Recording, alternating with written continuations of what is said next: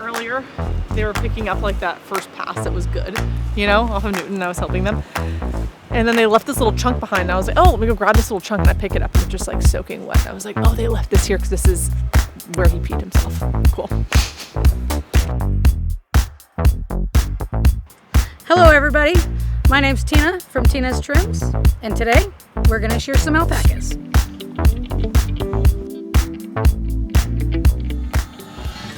Well, I've been doing this for 17 years. I had this particular restraint system built in 2010.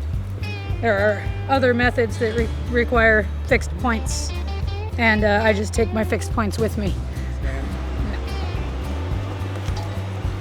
He's got beautiful legs.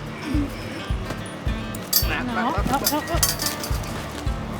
Good try.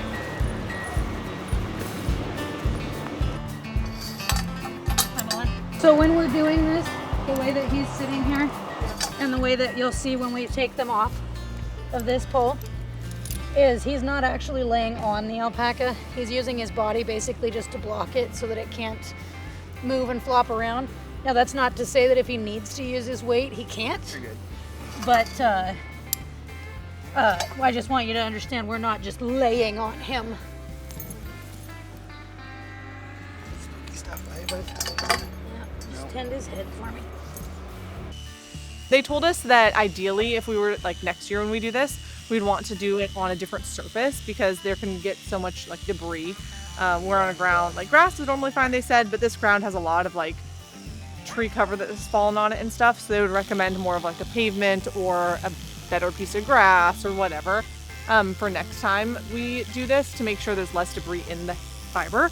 But we are bagging it up. So they have they're explaining like the different passes, and I'm not gonna, you know, recite it nearly as well as they did.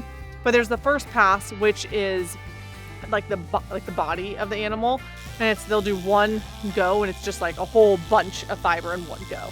And she said that if they have the right environment, they can do it where it's just one single like pass on the whole animal, and you can lay it out, and it will take up like a huge chunk of area because it's the whole like alpaca spread kind of.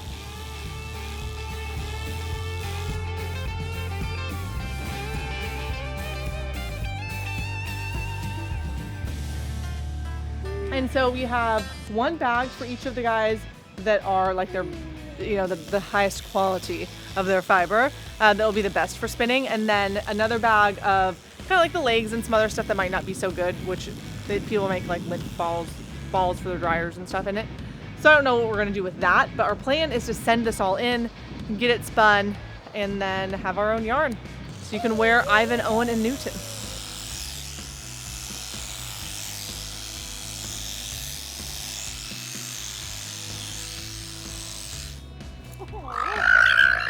There it is. Pterodactyl scream! Sing me the song of your people, baby! Yeah, I know. It's an awful thing to get a haircut. He might spit. He has one gurgled out. It's fair warning.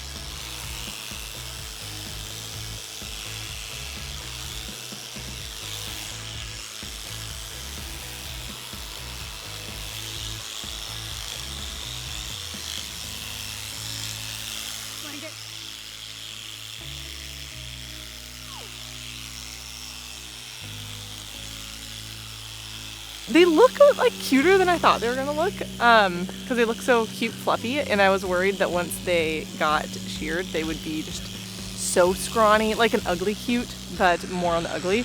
And they're actually pretty darn cute. She asked us how we wanted them sheared, and I know nothing about anything. So I guess there's different like do's, and we had no idea.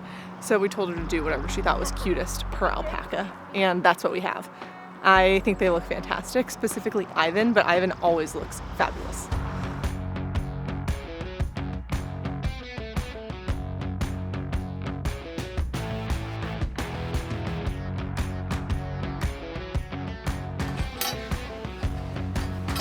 helpful.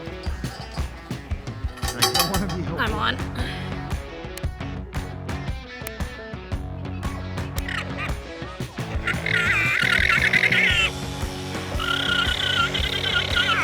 This bottom one goes in about 5 years old. These can be in the next year or so.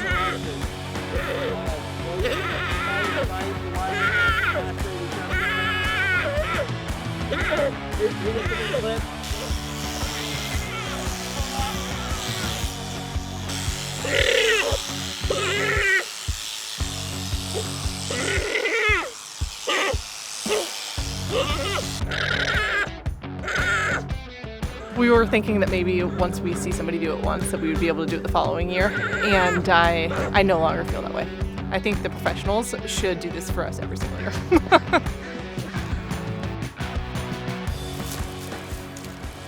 All right, let's go look at the alpacas. Hi guys, hi. Who even are you? Newton is looking like alarmingly the most like, I just feel like Newton is like the boss, you know? And he is just looking extra just like docile, I feel like, with his new cut.